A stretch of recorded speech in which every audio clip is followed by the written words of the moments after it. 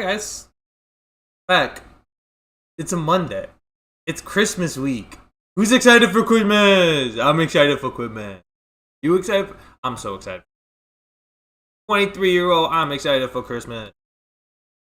Welcome back, Primetime with Taff and Phil. More specifically, welcome back to another classic episode of Free Refill. We're in the 30s now. We're at episode 30 of Free Refill. I did not change channels. Dang it. The one thing I did not do. Colts versus... We're talking Colts versus 49ers today.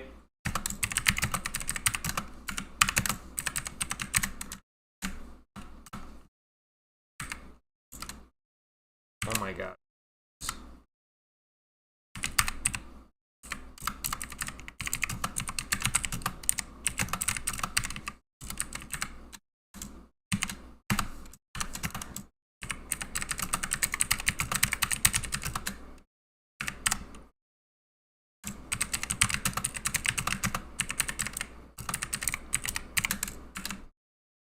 Oh, there we go. We did it. It's fixed.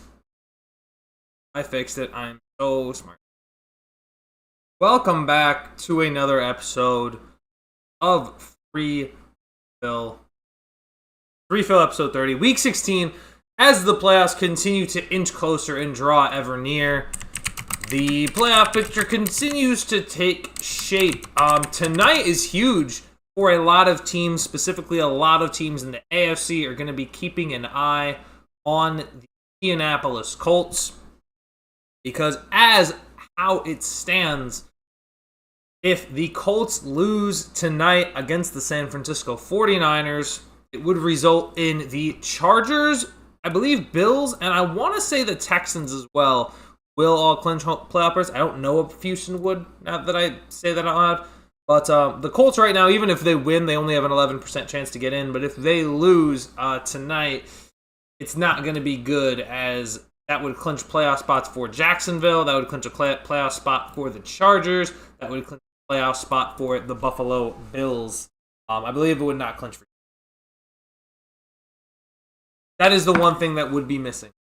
However, outside of that, oh my goodness, there could be a lot of different permutations as we would continue throughout the playoffs. Of course, the teams in the playoff hunt are going to be watching those Colts, obviously. So if the Colts lose, it would continue to it would officially solidify a lot that happens in the AFC. And speaking of the AFC, how about it? How about the Jacksonville Jaguars pulling an upset over the Denver Broncos, the one-seeded Denver Broncos? The Pittsburgh Steelers with a huge win on the road against the Detroit Lions. Buffalo barely surviving Cleveland Browns. The Houston Texans barely surviving the Las Vegas Raiders. And then, of course, we had Thursday, one of the games of the year between the Rams and the Seahawks, as Seattle got control of the one seed. Chicago taking down Green Bay in overtime after getting an onside kick recovery. Carolina getting a huge win against the Tampa Bay Buccaneers. And the New England Patriots rallying back on Sunday Night Football to defeat the Baltimore Ravens, which is why, actually, we're going to get into that eventually, talk about that game. But it is why John Harbaugh sits here in the box of shame for not giving Derrick Henry any fourth quarter carries. Not a single carry going to Mitchell and Addy. What are we doing, John Harbaugh? We're going to get into that. We're going to get on all of that and more. Before, I hope you guys are enjoying the holiday spirit. Probably wearing like a Santa hat on Thursday when Christmas time. But I'm so giddy with excitement. We got two weeks left. We have one game and 2 weeks left. That game takes place tonight. The San Francisco 49ers will be battling the Indianapolis Colts. I want to get my thoughts in on as many of these teams as possible, because there's just so much to talk about. Let's just deep dive right in. Some of the biggest winners, the biggest losers.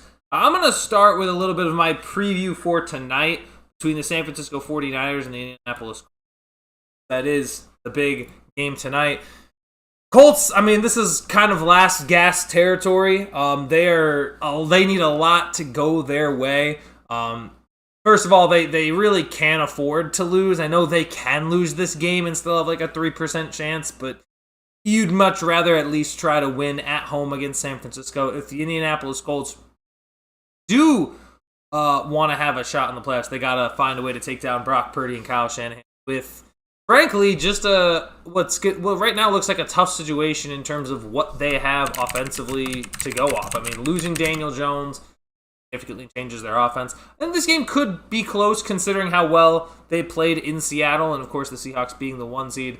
Having Phillip Rivers as your starter, losing the big trade piece that you got at the deadline of Sauce Gardner, it certainly does not help Colts' chances at this current point in time. But there's no reason to suggest, especially when you consider the injuries that the 49ers have in a lot of their defensive spots, there's no reason to suggest why the Colts can't get it. I think it comes down to Jonathan Taylor. I think it comes down to how is Jonathan Taylor going to play in this game, or is he going to get a large workload? Listen, he is not, since his 244 rush yard performance against the Falcons, it's been 3.6, 4.0, 3.5, and 3.5 yards per carry in the last 4 games. They just cannot get the rushing attack going. Really, ever since they went at Kansas City, they have struggled to run the football effectively. If I'm looking at this game, and listen, and also having 3 of those 4 games be on the road isn't easy, but this was going to be a tough slate regardless. It was going to be a tough slate down the road for the Indianapolis Colts. I think it comes down to getting Jonathan Taylor the rock. They need to find ways to be able to not just get him the rock, but get him and let him rip off big runs, get him chunk plays, get him passes out of the backfield. That's going to be the best chance the Colts have to win tonight against the San Francisco 49ers to keep have hopes alive. That to me has to be priority number 1. Get the ball to the best player that you have on your offense, and that is number 28. As for the San Francisco 49ers, I mean, listen, they've been a well-oiled machine. They have a playoff spot. They will be in the postseason. They have already clinched a playoff berth, but they could still fight for that 1 seed. They control their destiny for the number 1 seed. If they can beat Chicago, now it's not easy. It's not an easy path, but if they win tonight, they beat Chicago, they beat Seattle, they can be right there for the number 1 seed, and it starts tonight against the Indianapolis Colts. I think a very similar game plan is in tow. I think you need to feed your best players, and your best player offensively, while he has struggled on the ground with just 3.6 yards per carry this year, Christian McCaffrey has been excellent out of the backfield catching passes. I think that's who you should be looking for. And honestly, I should be seeing controlling the game, taking advantage of the blocking of some players like George Kittle, using his run blocking to continue to pave lanes for Christian McCaffrey against a Colts defense that's also had its fair share of injuries. I think this game could go either way tonight. I think it's, on paper, even on paper, you could argue it's the Colts just because of all the injuries to the 49ers. What Robert Saleh is reminding everyone is how good of a defensive coordinator he is, and he's doing very well in San Francisco when you consider all the injuries on that defense with Fred Warner, with really your best 2 players, Fred Warner and Nick Bosa, out. That defense is doing the best with what they can, and I think they're in for a good performance. We'll see what they can do against Jonathan Taylor and the Colts, but I think that's going to be where the battle is won tonight. It's going to be a close one. I'm gonna say, you know what? I think the Colts at some point need to bust out of this losing streak. I think they will. They will win this game. I think they will have to shed off a 4-game losing streak and find a way to win at home against San Francisco. They just got to keep. And I think, listen, as long as Phillip Rivers doesn't have a significant turnover, they could have a chance. But they have to get Jonathan Taylor the ball moving. And Phillip Rivers knows that more than anybody on this team. He knows that's the guy they have to get the ball to. They have to get the ball to in his hands as early and often as possible. That's how they're going to win this game. That's pretty much. We'll see what ends up happening. I think right now I'm going to roll with the Colts. I know losing 4 in a row does sting, but they played Seattle so well on the road. I have to imagine that they'll also be able to put up a pretty good fight at home against the 49ers. I'm going to I'm gonna roll with the Colts. I think the Colts will find a way to get the victory over the San Francisco 49ers at home. If they can get Jonathan Taylor the ball, if they give him 30 carries, I think they win this game. I think that needs to be the formula to have a chance to take down San Francisco.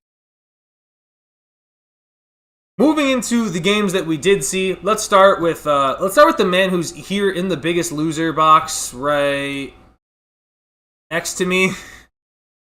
John Harbaugh, listen, Baltimore, I gotta be honest, I don't know what that was. That is not okay. What you just happened, I'm gonna be real, man. That's just not okay. To lose, to have the game up with where they were, like, to have the game in that position, to be in that position, up multiple scores late in the game, and to not give Derrick Henry a single fourth quarter carry when he had been gashing them all game long. I gotta tell you, Baltimore played like they did not want to win this game. Mark Andrews had an awful fumble. Zay Flowers fumbled late in the clutch. John Harbaugh just wouldn't give the ball to his best running back. This was Baltimore's game to win late, and they ended up choosing to lose it. Listen, I'm a Steelers fan. I was actively rooting for Baltimore to win this game just because I feel New England is so fraudulent, and yet Baltimore dropped the ball. They had multiple bad plays in this game, and even without Lamar, they should have won this game. If you give the ball there to Derrick Henry, if you let him continue to, the defense had no answers for Derrick Henry in the majority of this game. Why are you not giving him catches late in the game? That's what this Baltimore Ravens offense was built around the entirety of last year, and they've gotten away from it in the entirety of this year. People are saying John Harbaugh, maybe the game has passed him up. Maybe, because this is elementary. This is not hard to understand. And if Baltimore loses to Green Bay next week, it doesn't matter what even happens with the Pittsburgh Steelers. Baltimore can't win the division. That game doesn't matter. So Baltimore has to now beat Green Bay to keep their playoff hopes alive, especially after Pittsburgh got a big win in Detroit.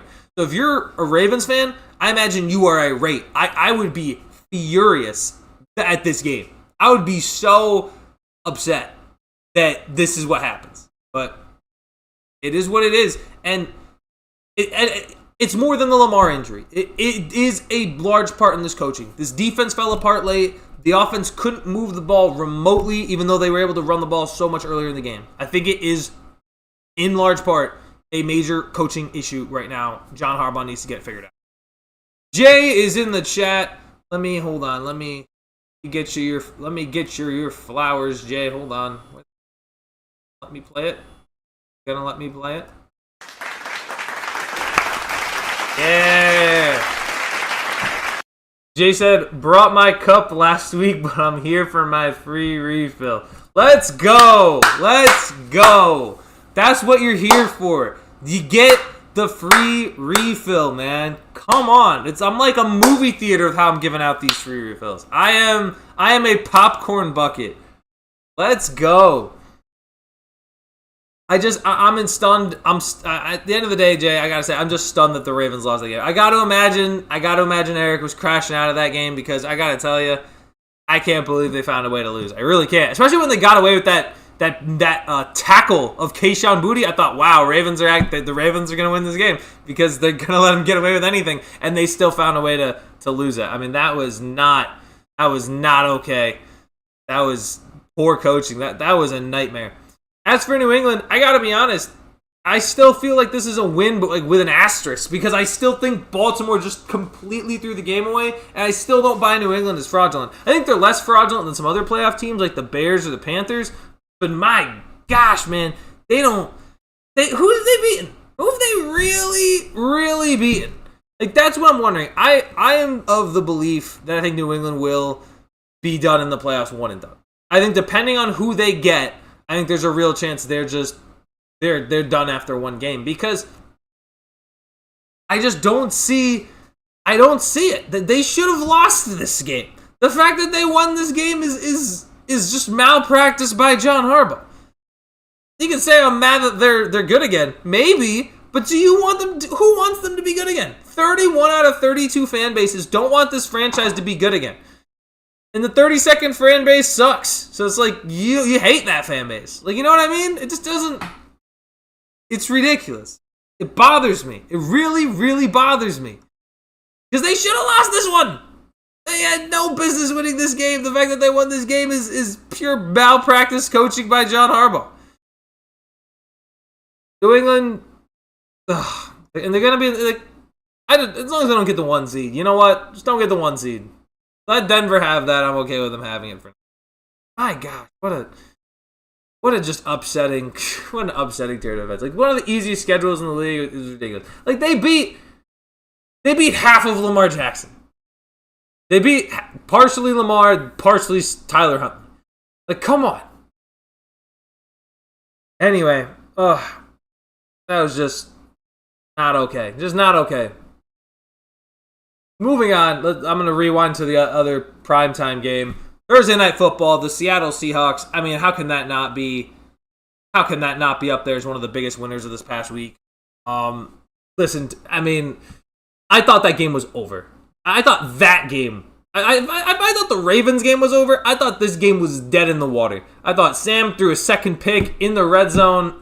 Gosh, man, it's over. And then Rashid Shaheed gets a big return TD. It's like, oh, okay, we're cooking. They're cooking with gas. And they just found a way. And then when we got to overtime, Puka Nacua gets a touchdown. I'm like, oh, Sam can't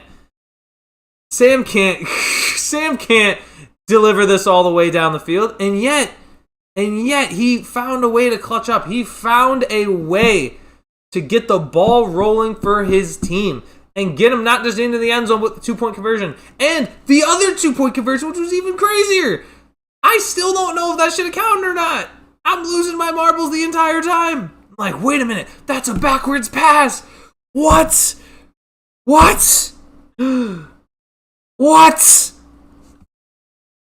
But I got to give credit to Sam Darnold. Sam Darnold, for the first time in his life, played some of the most clutch football I've ever seen while trailing. And secondly,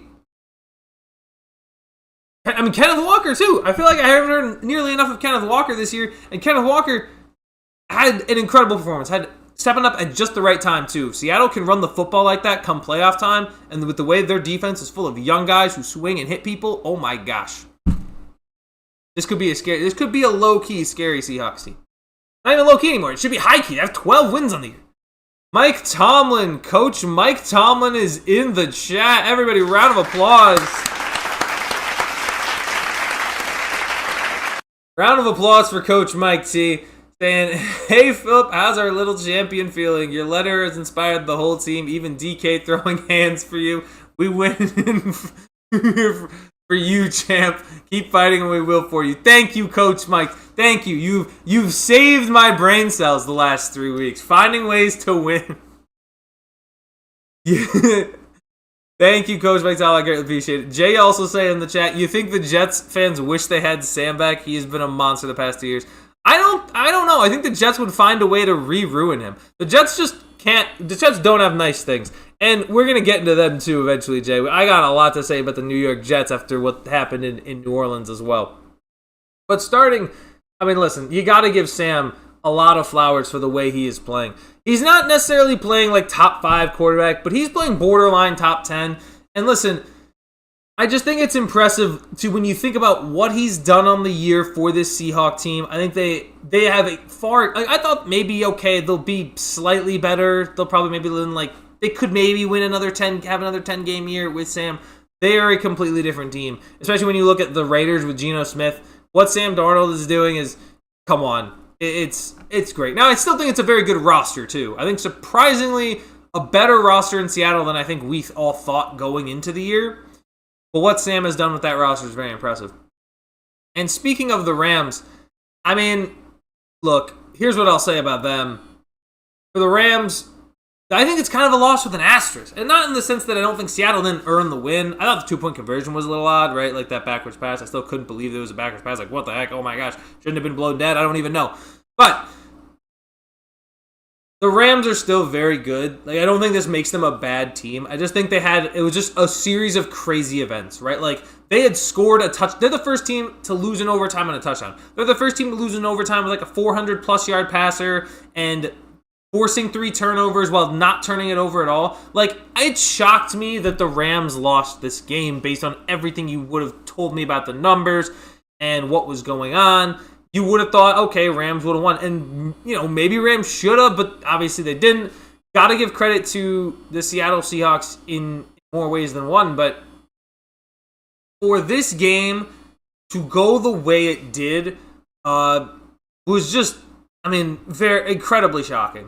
It was just an incredibly shocking game. It was a very tough loss for the Rams. I would still, even with the two, and when you compare the Sunday night game versus the Monday night win, I would still give MVP to Sam Darnold. I know what Drake May did, and I heard all the MVP chants, and it was really annoying because the majority of the time he wasn't even the one making the play. Like, Ramondre Stevenson ran in a touchdown, and people were chanting Drake May for MVP. Like, dude, the Drake May meme I'm already over it. I just am. I'm already over it.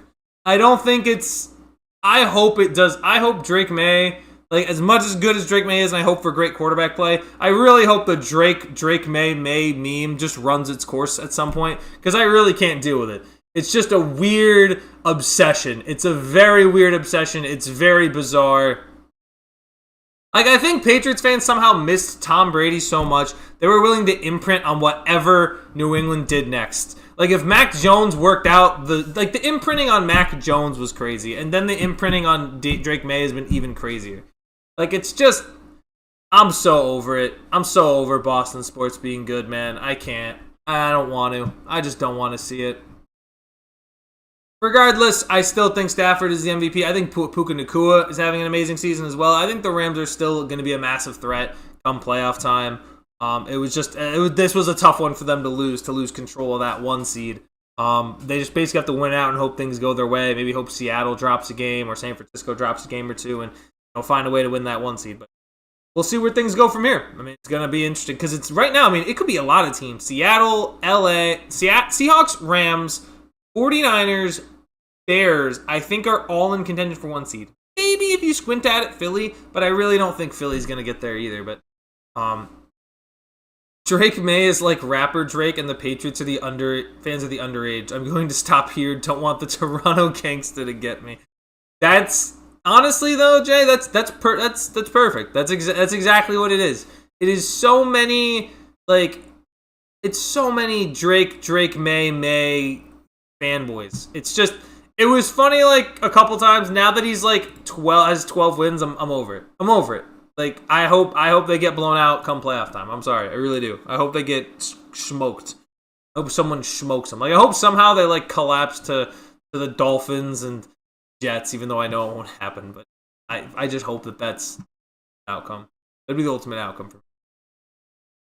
The other game, I'm gonna hop around here. Let's go to the Steelers and the Lions. And the Steelers, I gotta say, they're not the biggest winners, but I think they were big, huge winners against the Detroit Lions. And listen, I know I hear a lot of cope from people who don't know ball, but the Lions did not win that game. I don't want it. I'm blowing my face up for this. I don't want to hear anything from fans of Steelers haters or Lions fanatics or anything in between. That game was not the Lions to win. It just wasn't. Okay? Do you know, for the Lions to even have a legitimate chance at the end right there, Boswell had to miss what is for him kind of a gimme field goal because the snapper, the snap timing count was off. So already, instead of having a chance to win, you would only have a chance to at best tie. Right? That's number one. Number two, the Lions got 33 yards of penalties on that last drive. Number three, the first Amon-Ra St. Brown touchdown was clearly a pick play set up by Isaac Tesla. And Amon-Ra St. Brown, on the last play of the game, a lot of things happened. Number one, he pushed off on offense. That is offensive PI. Number two, he was tackled short of the goal line. Number three, the whistle should have been blown dead because Amon-Ra St. Brown was pushed back 7 yards. And the reason why they didn't tackle him and slam him to the ground sooner is because now defenders are worried about getting unnecessary roughness calls just to make tackles. Detroit had no business winning that game. I'm sorry. They just didn't. And I ain't gonna apologize for Detroit fanatics, for Steelers haters, I'm not going to. Because at the end of the day, the Steelers won the game. You play to win the game, and clearly the Lions didn't. Not for 4 quarters. Marcus, Lions were robbed and seen dudes run through the line during pickup games at Last Fitness that were hot harder than that pass interference. Clean all day refs definitely had money on the FanDuel. Marcus, I'm sorry, but you're dead wrong, dude. That is running 10 yards straight at Jalen Ramsey. Took both hands on his chest and actively pushes away. And regardless, he didn't get in. And he was ruled down short, man. I don't know what Rodgers gave refs the psychedelics. They definitely are seeing. Listen, I know what they saw. I know what they should have done was blow the play dead. The play was dead. Amon-Ra was not in the end zone. The game was over. The game was over. He was in the end zone. The forward progress was so clearly stopped. Ain't no way Detroit should have won that game. They shouldn't have. Say what you want, man. It was pass interference. He was tackled down short. All I see is 29-24 Steelers. That's all I see. And I'll say this. On the Steelers themselves, you know who I give credit to for this season being 9? I don't give Mike Tomlin credit for this team having 9 wins. I give the credit to number 8 Aaron Rodgers. Because what he's done this year, first of all, he has one of the key, this year, I think legitimately, the quickest release in the NFL. He's getting the ball out like that. He's getting the ball out like that. He's getting it out quick. Secondly, the running game has been better because people actually somewhat fear Aaron Rodgers' ability to throw. They never feared Kenny Pickett. They never feared Justin Fields. They never feared Russell Wilson. But they're a little scared of Aaron Rodgers on occasion to throw the ball, right? And it's opening up rushing lanes for Jaylen Warren and Kenneth Gainwell. And how about Kenneth Gainwell? The catch of the year, because it was like he's getting yanked down to the ground by Anzalone, and he's just reaching his body out like he's diving for a hot dog that's fallen off the barbecue to come up and make a crazy catch. Kenneth Gainwell has been an insanely underrated free agency pickup this year for the Steelers. I would put him in the top 10 of free agency signing this year, in my opinion, just because of what he's been doing, catching the ball out of the backfield, and for that catch alone. Like, oh my gosh. Oh my gosh. I think that was the difference in the game. I think if they don't get that play, I think the Lions don't necessarily keep momentum, but potentially grab it sooner. For them to get that play at the end of the half. Sorry, Lions. It was fun while it lasted, but it's over. It's done. I hate to be that guy, but you're probably going to miss playoffs. It might be because of us, but listen, you had your chances earlier. I'm going to rush this and push it off, man. I don't know what to tell you. And with a win against the Cleveland Browns this week, the Steelers will clinch the AFC North. Now, here's the thing. I kind of feel like they might not, just because Tomlin has a tendency to lose that kind of a game where it's like, oh, we have an opportunity to clinch the division. Nah, we got to lose it to set up Week 18 versus the Ravens. So there's a real chance that Tomlin finds a way to lose to Cleveland anyway. I don't know. Going to Cleveland in Cleveland with a chance for Myles Garrett to break the sack record, it feels like it's just a game we would lose because the world hates me. But hey, it is what it is. For Detroit, listen, man, normally I'd be like, oh, it's really just not a loss with an asterisk, though. I just think they're big losers. Not the biggest losers because they played it close, but I'd keep them as big losers because I'm going to tell you right now. Folks. Steelers won the game. Say what you want. Say it all that you want. Steelers win the game. Oh, I gotta get, hold on, Marcus, let me get your applause. I appreciate you for popping out as well, Marcus. Appreciate you for showing up. And then we also got Aaron Rodgers. Aw, shucks, pal. I appreciate the kind words coming from one of the hardest workers in the podcast game. I feel more love than I did with Danica Patrick.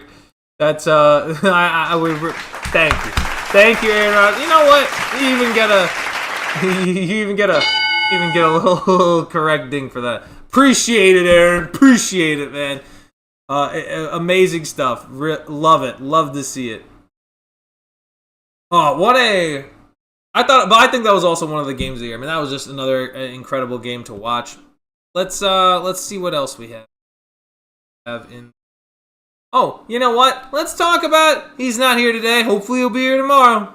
Maybe we might get a special guest appearance tomorrow from the other co-host of the show. But in the meantime, we got to talk about his team, the New York Jets. And good God, I got to tell you, this team. A lot of people will say there's no way this is the worst Jets team. Nay. I think this is the worst Jets team. This is a Jets team that traded away, of course, their two best defensive players. This is a Jets team that hired... Hold on, let me make sure I emphasize this. This is a Jets team that hired a defensive head coach. And somehow his defense has not 2, not 3, not 1, but 0 interceptions through 15 weeks. I gotta tell you, folks, that's not a good sign. That is not a good sign. That is a bad sign. That is a sign of a bad defensive head coach. You need to be coaching your guys to be able to do that. Now I get it. You'll be like, oh, well, DBs aren't supposed to catch. I don't know, man. I've seen every single defense in the league get an interception this year. Every single one. Except yours. And on top of that, your offense is terrible. Like, how can you be so abysmal in all facets of the game? Like, all facets. Like, there's not a positive takeaway for New York. Their leading receiver is Garrett Wilson with 396 yards. He's been out since week 8. It's an abysmal team. It is an abysmal franchise. It's terrible. It's a nightmare. There were arguments which team was better, the Giants or the Jets, to start this year. And honestly, the Giants have more losses, but I'd much rather take the Giants. Thoughts on combining the Jets and Giants roster into one team and moving one of those teams to England? I don't think London would want it. Like, let's do that. Quarterback, Dart. Running back, honestly, I'd rather have Scadaboo over Breece Hall. Wide receiver, like, here's the thing you're going to find out very quickly. The Giants roster is just better. Like, who are you really going to take from the Jets? Like, name the player. Garrett Wilson is, like, the only guy I would consider as, like, a starter, right? So, like, it would be quarterback Jackson Dart. Backup, honestly, I'd rather have Jameis. Running back, Cam Scadaboo's your 1. Breece Hall is your 2 running back. Wide receivers would be Garrett Wilson, Malik Neighbors 1. Then Garrett Wilson 2. Then I'd probably take Wan'Dale Robinson 3. Tight ends, I personally would roll Theo Johnson. I'm taking like Andrew Thomas, Membu probably from the Jets. I don't know, like their offensive lines are terrible, so it doesn't really matter who you're taking, but those are like the 2 best offensive linemen. And then you're taking the entire Giants D-line. Like, I don't know what happened to the Jets defensive line. It's not better than like Brian Burns and Dexter Lawrence. And, like, Abdul Carter's kind of had a rough year, but, like, Kayvon Thibodeau, like, dude, no. Like, I'm just...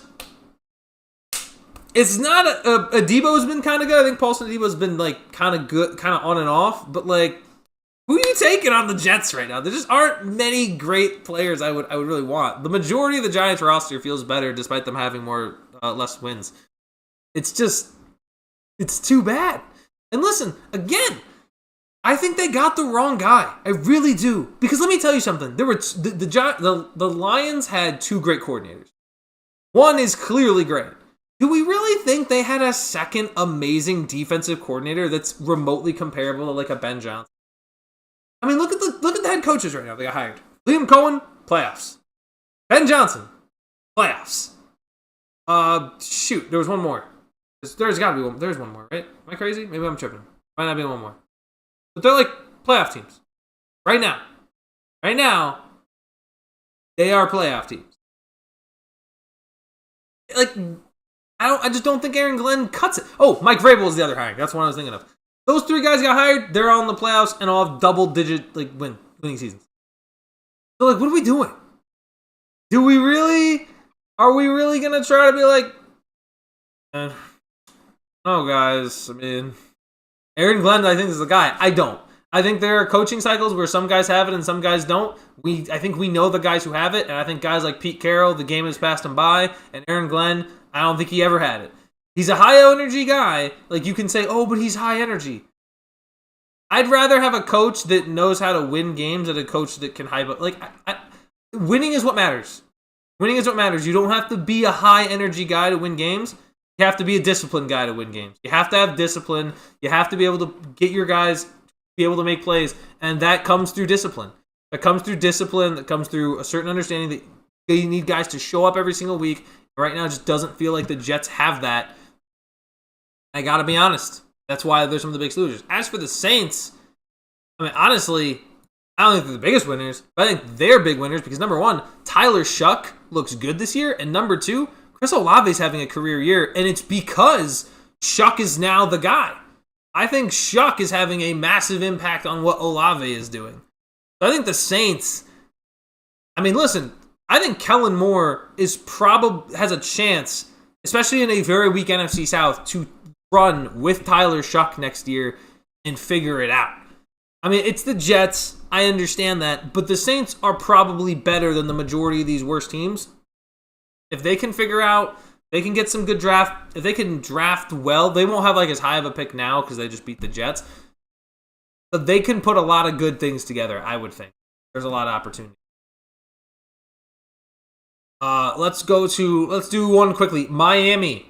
Yuck. And I mean, I know 2 is bad, but is it any QB versus the Jets is God? Like, I understand that. I understand that premise. But Shuck has played well in a couple other games, and him and Olave are starting to get a decent connection. And listen, Kellen Moore was the OC. Remember, Kellen Moore was the offensive coordinator last year in Philly when they won the Super Bowl. Kevin Patullo took over, and clearly he can't figure it out.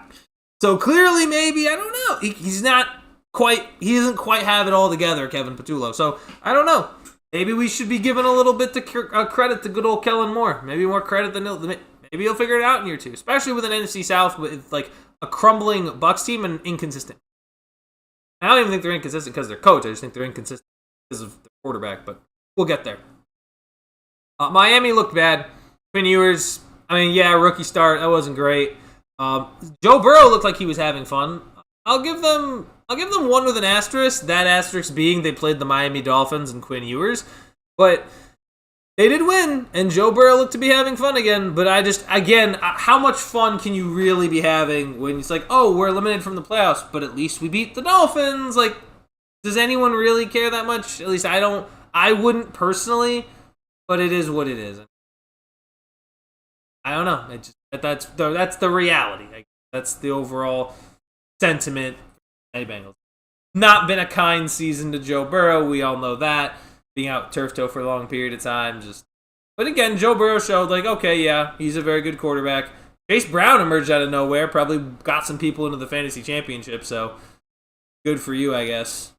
I'm done with fantasy football, man. At least this year, and then I'll be back at it, probably struggling again. Giants, Vikings. Let's talk about the New York Jets' brother, the New York Giants. That was a big disappointing game because I remember we're like, oh, it's the second quarter. Have they completed a pass? No. Or I don't even think, no, they didn't even attempt a pass. And then they attempted a pass and it was incomplete. Very poor showing from the New York Giants. Offensively, especially. Their defense really did play well. I mean, yeah, they let J.J. McCarthy get a touchdown, but they did pick him off. They did the best they could. They scored defensively. They need a little bit more from their offense to step up, which is why it's very important that going into this offseason, they get the right guy for the job. Listen, I think a lot of people would argue that Brian Dable probably shouldn't have been fired. You can make the case for it, but I mean, it's just they need to get the right guy to make sure Jackson Dart develops correctly. Doesn't get CTE by like game 5 of year 2. Like they need to make sure that he develops the game correctly. They need to get everybody healthy for next year. Because honestly, it's a very talented team. They just need the right coach. They can get the right coach in New York. I think they could actually be a reckon with. I don't know what to tell you. They gotta figure it out. I hope they do. I really hope they do. I hope they get the right guy. But that needs to be the emphasis there. As for the Vikings, I mean, same kind of deal, right? Like, yeah, you won, but like played the Giants. And J.J. McCarthy still looks like he can't stay healthy, but B, just struggles. I've beaten this like a dead horse. You gotta be, even like rookie quarterbacks to an extent know, okay, who's the best receiver on the field? Let me get it to him.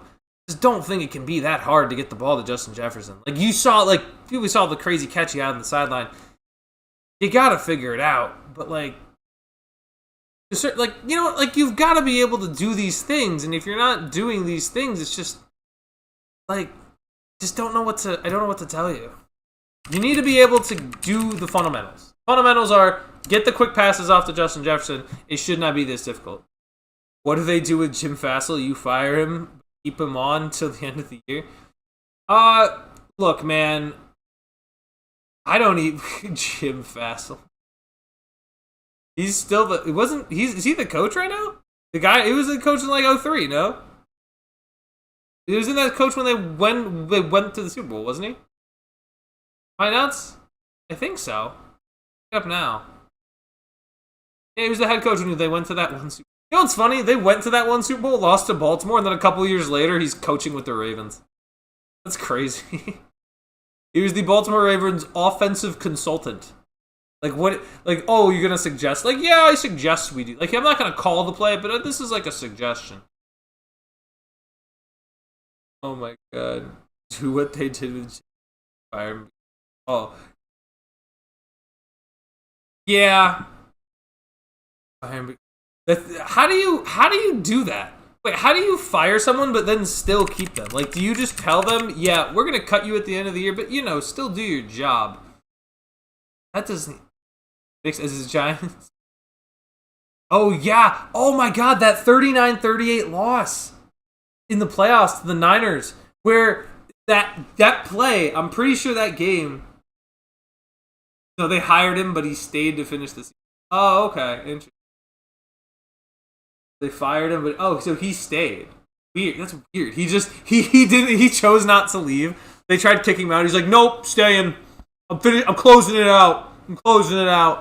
That's insane. Yeah, that 39-38 loss is crazy because it was a crazy comeback. And then at the end, the Giants, their field goal got messed up. And then they were trying to throw it to a lineman downfield who was clearly interfered with, but they called, instead of pass interference, they called that he was an illegal man downfield. Which, oh my God. They didn't call offsetting penalties that would have had a shot. And I remember because that long snapper had been retired. He was sitting on the couch, but they needed a long snapper, so they got him back into football. And that's how it all ends for them. That's tough. That is tough.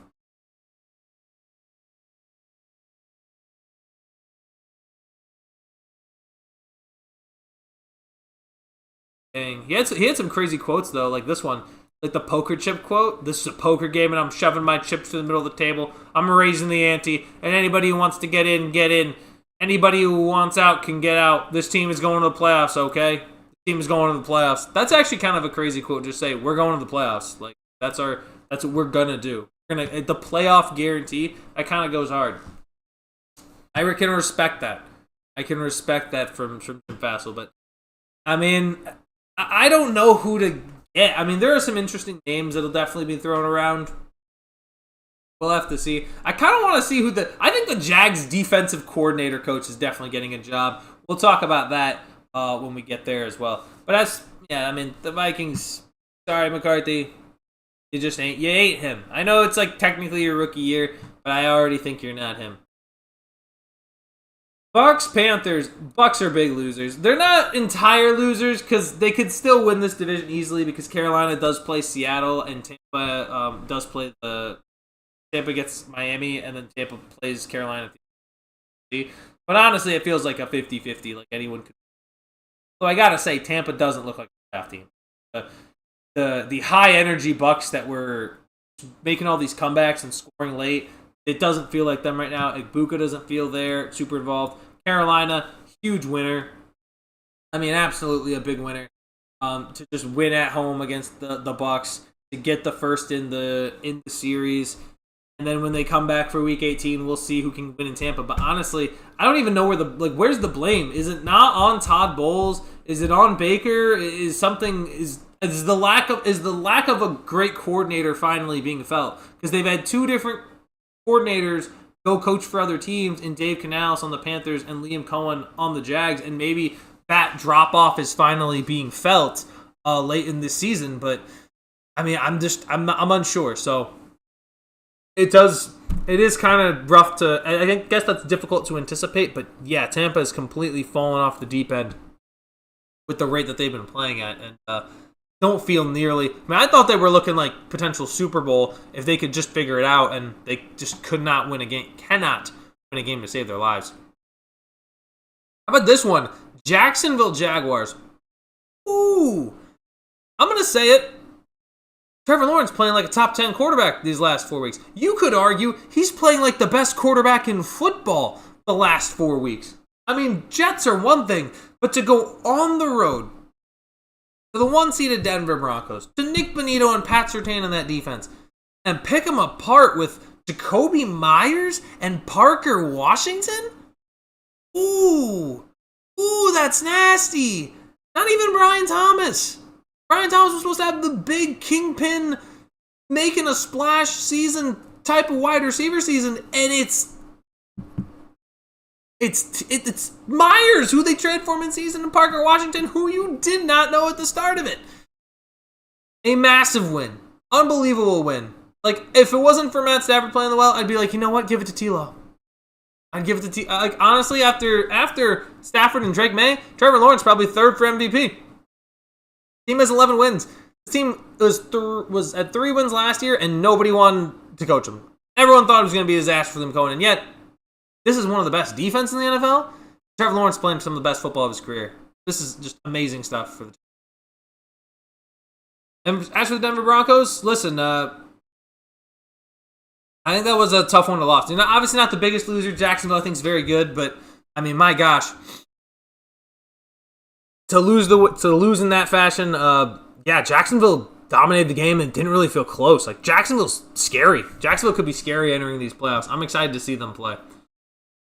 Let's go rewind to Saturday. Chicago. I'm going to be honest, a win with an asterisk. I'm going to be honest, I don't buy the Chicago Bears fully. I still feel like they're fraudulent. Their point differential is not incredibly strong. They haven't been dominant in a lot of games. Are they fun? Yes. Are they entertaining? Absolutely. Caleb Williams, clutch? On occasion. He wasn't clutch versus Green Bay in their first match. He was clutch versus Green Bay in the second match. He's going to be kind of up and down a little bit. He's just one of those quarterbacks you're going to have to handle that with. Do I think the Bears are a great team that have a chance to win a Super Bowl this year? Not really. They can maybe win a game, but I think when they do end up in against these tough playoff teams in these situations, I just don't think you're not going to get this to win against the Packers, who were down Jordan Love and down Micah Parsons. You needed to get an onside kick while you would just kick the field goal to have a chance at it. I don't know. Like, when your wins are based so much on momentum swings, I can't really trust you, and it makes me feel like, I don't know. I don't know if I can fully buy into Chicago as a fully elite of the elite team.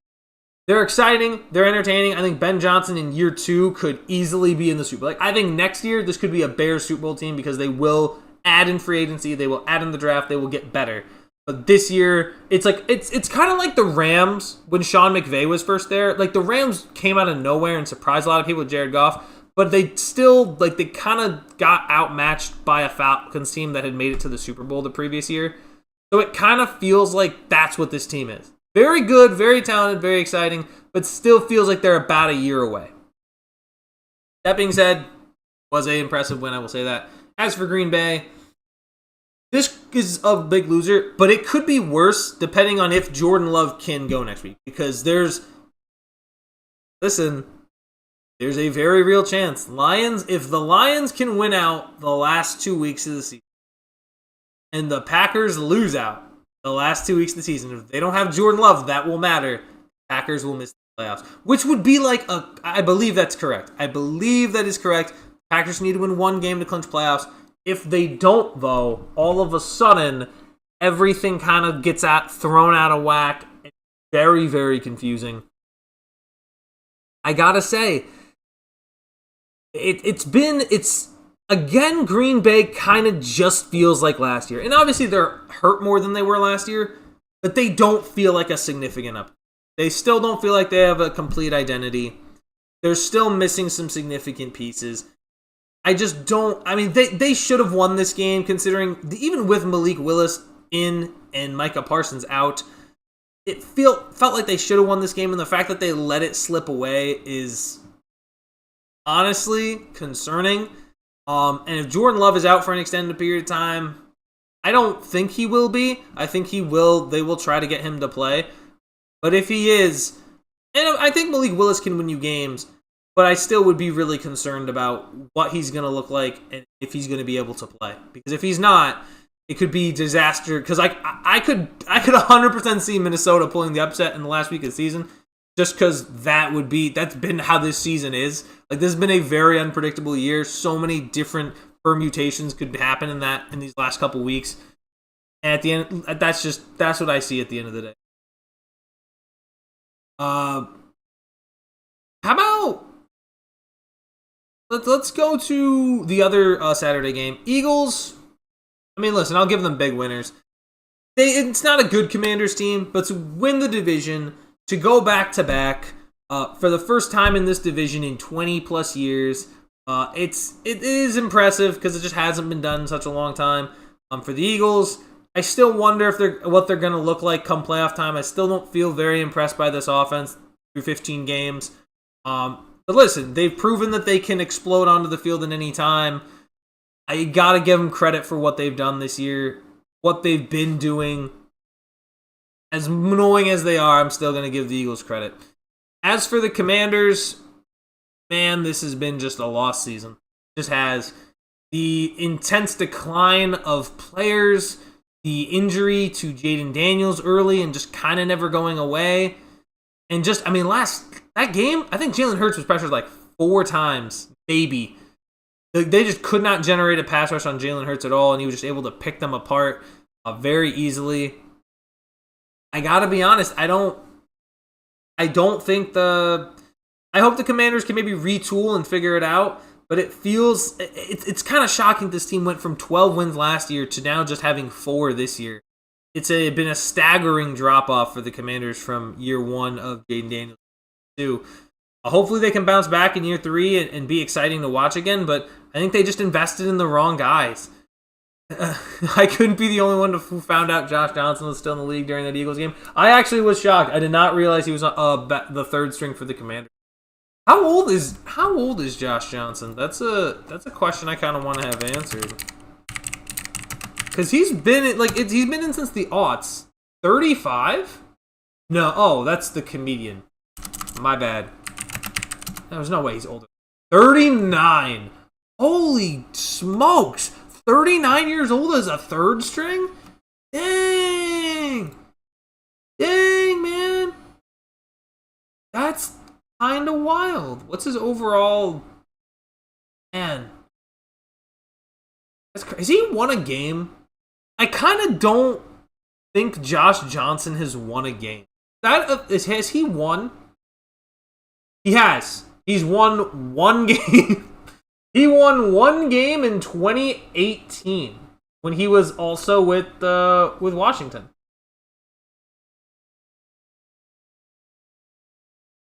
That's insane. That's kind of nuts. You've been in the league 39 years, and as a starter, you've only won once. That's got to be tough. That just doesn't happen.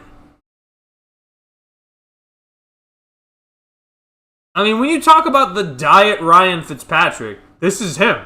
This is the diet Ryan Fitzpatrick. Like, there's like not even diet. Like, I'm sorry, Josh Johnson, but it's just that's tough.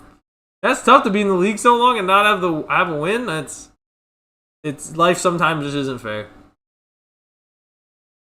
One of the other. Oh, let's talk about the Bills. How about the Bills? Honestly, did that feel impressive? Because I feel like the Bills almost felt the same in that game against the Browns as in the Ravens did. Like, the run game was working, and it kind of felt like they just went away from it.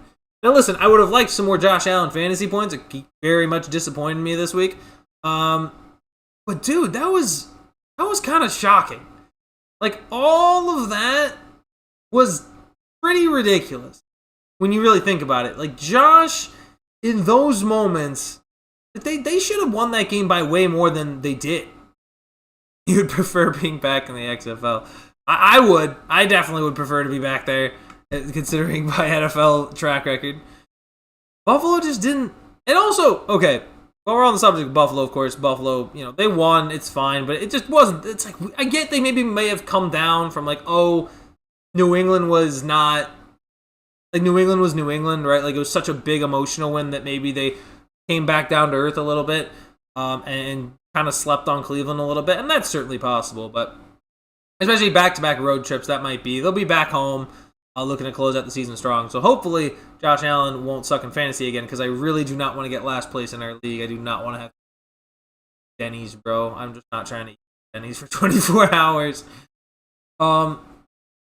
But regardless, that is what it is. As for the Cleveland Browns, bro, I'll tell you big losers. And here's something that I kind of want to have happen. This might seem evil. I don't care. I really hope Myles Garrett doesn't break the sack record. You know why?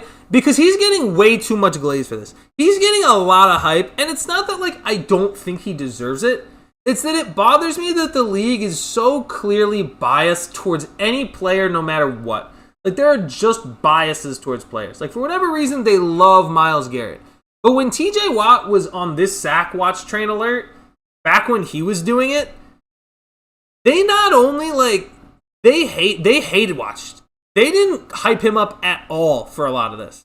Like, they were not even like, oh man, TJ's closing. Like, it felt like they were barely covering it. Meanwhile, Cleveland, who is a 3-win dumpster fire, they're so excited to see it happen. For what? Like, if you're going to show that love to one player, show it to the other one. Like, why is that difficult? Like, why is that hard to do? I don't think it's hard to do. I think it's very easy, because it should get you excited. But the fact that they didn't do it nearly as much for TJ Watt really annoys me. It just feels like there was never any hype for when he was going and chasing it. So it's kind of like, they're glazing it so much, I think it'd just be so funny if he didn't get it. Like, oh, he came up just short. Like, he's still going to get DPOY anyway. But I mean, like, I don't know. I think it'd be funny. Anyway, yeah, Browns losers. Another week where Myles Garrett doesn't get sack record. And actually, if he does break it, he's actually going to tie the record. He's going to do it in less games than TJ did. TJ only needed 15 games to tie the record. Myles is going to get 2 games. Just saying, folks. Just saying. Next up on the docket. The Raiders and the Texans. Raiders, honestly, kind of lost with an asterisk. They played this team very close. I was kind of shocked. Ashton Jeanty, huge day against a very good defense. But the Raiders are still the Raiders. They found a way to lose. As for Houston, kind of the same thing. You barely beat the Raiders. I would have expected a much better performance from your defense and your team overall when you're playing Geno Smith and the Raiders. It just kind of makes sense. It shouldn't be this mediocre, I just tell you. I'll answer your question as a black man. 2 words of racial bias. Really? I mean, yeah, but that doesn't... why? For sacks? Why, dude? Why are we hating on TJ for trying to chase a sack record, but we love up Myles Garrett? I mean, it just doesn't make sense. It's just a very confusing thing. Why can't we just hype up players when they're going to do good things regardless? I hate that it has to be like a race thing. Because, like, even Stephen A. This is a classic example. Stephen A. does this so many times. He will, no, it wasn't Stephen A. My bad. It was someone else. Was it Ryan Clark? It may have been Ryan Clark. I know Stephen A's definitely done it before, but I think Ryan Clark does this a lot. Like, he did it with... He just has, like... He rage baits people, bro. That's his job. Ryan Clark is a grade A rage baiter. Like, the fact that he got Peter Schrager, who is normally just a chill guy, is crazy to me. He got Peter Schrager upset. I don't think I'd ever seen Peter Schrager upset his entire life, and he got Schrags upset. That's nuts. You gotta be a jerk face. I'd say something worse, but honestly, like, that's nuts. I've never seen Triggs upset at any point. That's like, it's this like weird, and I think it happened in sports like a long time ago when like it was Skip Bayless doing this, Max Kellerman, like the rage bait is just now like, oh my god, Dan Orlovsky. You know what Dan Orlovsky said? Guys, I think the Steelers are going to be start the season 0-6, and they were like 4-2. Like, dude, just. What do you mean? Dan Orlovsky, you started out 0-6. You started out 0-16. Don't talk to me, bro. Don't talk to people like you know ball, bro. It's crazy. It's crazy to me. They do it. Oh, I'm sorry. I need to get into media so I can weed out the bad eggs. I'm just going to get into media. I'm going to weed out all the bad eggs, and then we're going to have all the good eggs, and you're finally going to get real commentary, bro. You're gonna get real commentary. Ugh. Anyway, the Arizona Cardinals are really bad and should fire Jonathan Gannon. And to be honest, I'm gonna put Atlanta in this category too. And that might sound weird. Why should I put Atlanta in this category? Very simple. For every win they get while they are out of the playoffs, it is more and more likely that Raheem Morris keeps his job, when he 100% should not. There's no chance if Raheem Morris keeps his job come end of year, if I'm a Falcons fan, I'm switching teams. Like, I think I would not be upset with Falcons fans if they switched up, because this organization doesn't know what they're doing. They have not. Their last good coach was Dan Quinn. They hired Arthur Smith. Didn't work. And now they have Raheem Morris, who, I'm going to be honest, is somehow worse. I didn't think there was a way to be worse. There's a way to be worse. Raheem Morris. Raheem Morris is worse than Arthur Smith. And for every win the Atlanta gets down the stretch, they're probably going to keep him. They're probably going to keep him. It's just, oh my God. Kansas City. Wow, can you think about the Chiefs right now? We went 1 week where you had to watch Patrick Mahomes. Now they have to watch Chris Oladokun.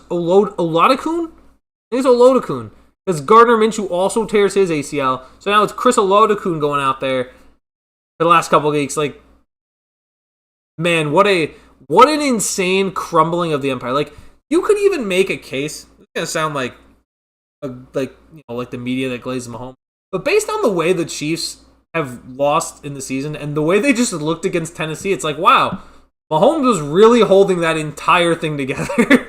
Like, the only thing, they just lost to the Titans. Like, there's no getting worse than that. Like, the only way they get worse is if they lose to the Raiders when they do play them. Like, if they lose to the Raiders at the end of the year, like, ooh, I think they play the Raiders next week. If they lose back-to-back games to the Titans and the Raiders, dude, I'm cracking the widest smile on my face. Like, it's a complete and utter collapse of the Kansas City Chiefs. You know what? I think we're all a little bit happier for it. And Titans, how about that? We'll give you the biggest winners category. Listen, it may not be as satisfying as if they were good right now, but I imagine it's still pretty satisfying at the very least the Titans get a big win. You have to see Cam Ward. Cam Ward had like a crazy throw in this game too, so you got to be a little excited for the Titans. And lastly, we got the Chargers beating the Cowboys. I think, honestly, the Chargers, I'll say this, not struggled in the first half, but it was close in the first half. And then they were like, hey, wait, we're the Chargers and they're the Cowboys and we're better than them. Played much better. Their defense stepped up. Quentin Johnston, very good catch. Was one of the best catches I saw all day. Not the best. No, which one that one was. Very good catch by him. And then just seeing what the Chargers were able to do in the second half, especially when you consider they're out there. Isn't it Giants versus Raiders week 17 marks? Is that for the 1 seed? Wait. No, I actually don't know. Let me find out. Hold on. Because I know, well, the reason why is because I think the Chiefs, I want to say the Chiefs still play the Raiders again, but I could be wrong. Maybe they already played them both times. NFL 17 schedule. All right. Oh my God, it is. I think do the Chiefs play them week 18? No, they don't. When did they play them? Did they play them? Did they play them twice? I really don't remember. I remember the game they won 31-0. I don't remember the game before that. That's crazy.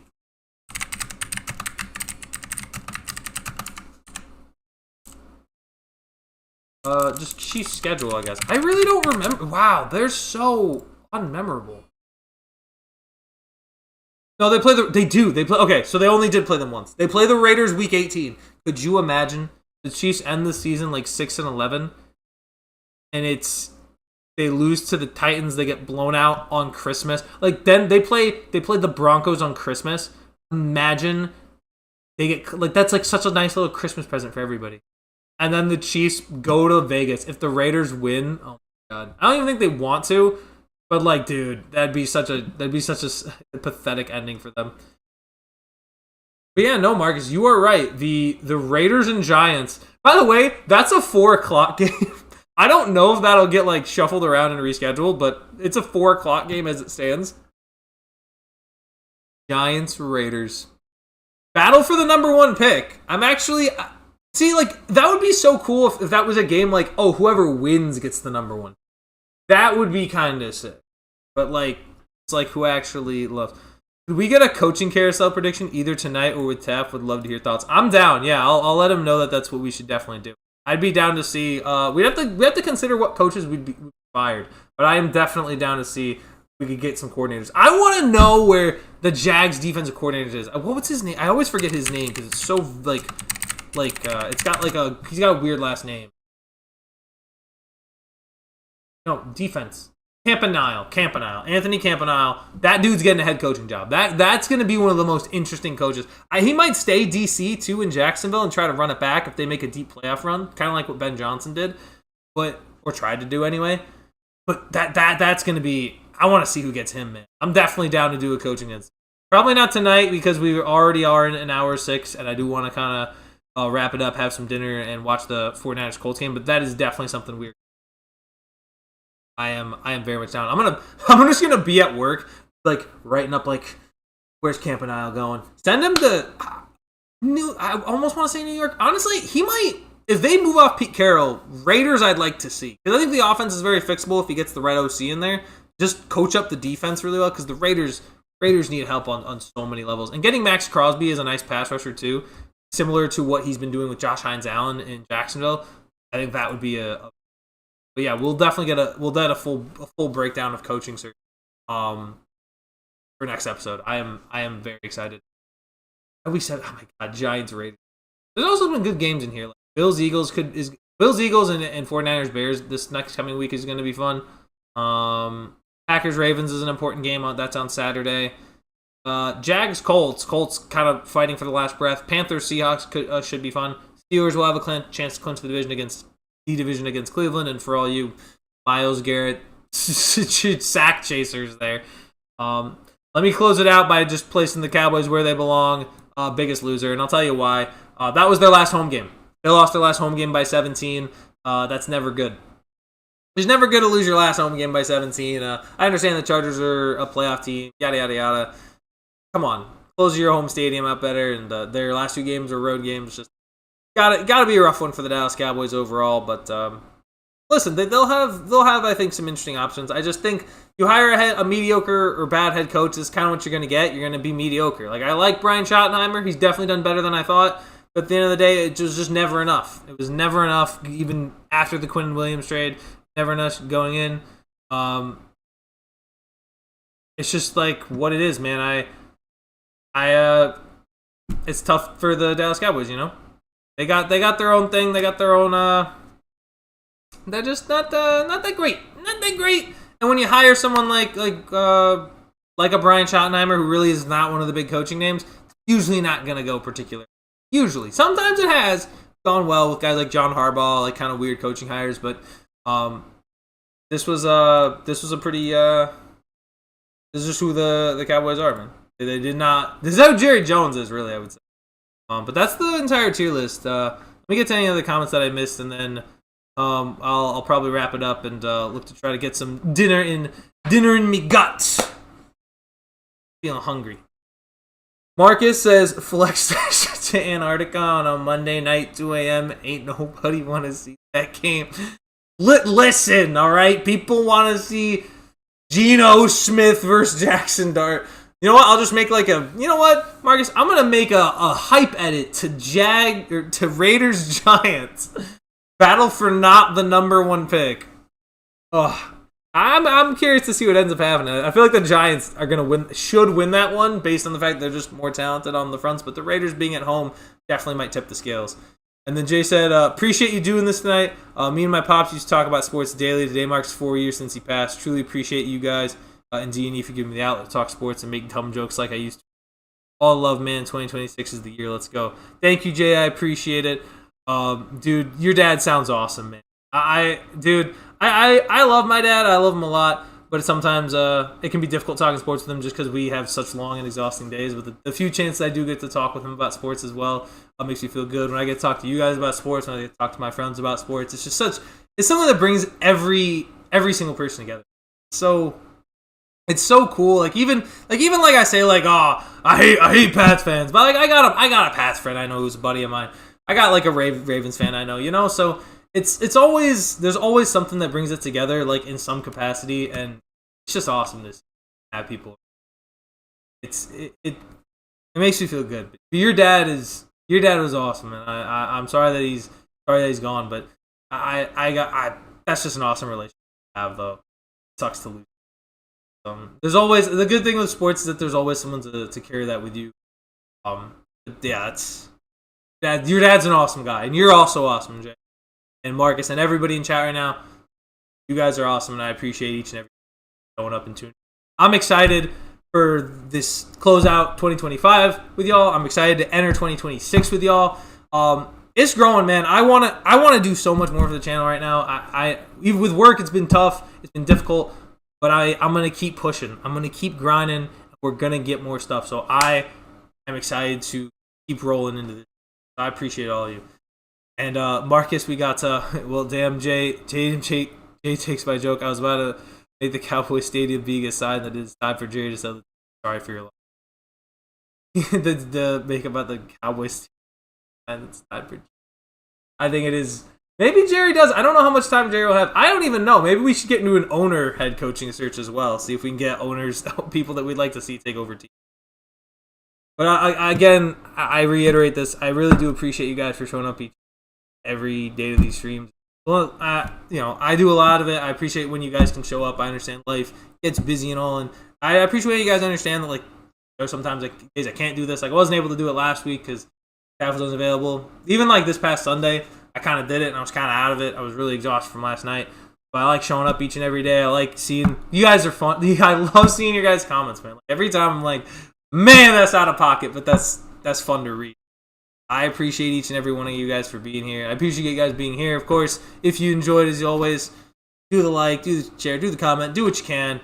I really do appreciate it. And I'll be seeing you guys tomorrow. Taff and I will be here for NFL week. And I remember I talked about the card challenge. I think I'm going to start doing, like, I'm going to see kind of what happens for Christmas. I know some people probably are going to, like, put some recording stuff on my list, so maybe get some stuff that we could add for podcast, see what I can get added.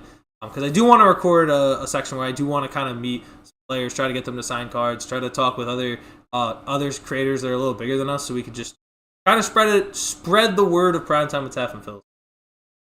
Again, guys, y'all have a good night. Enjoy.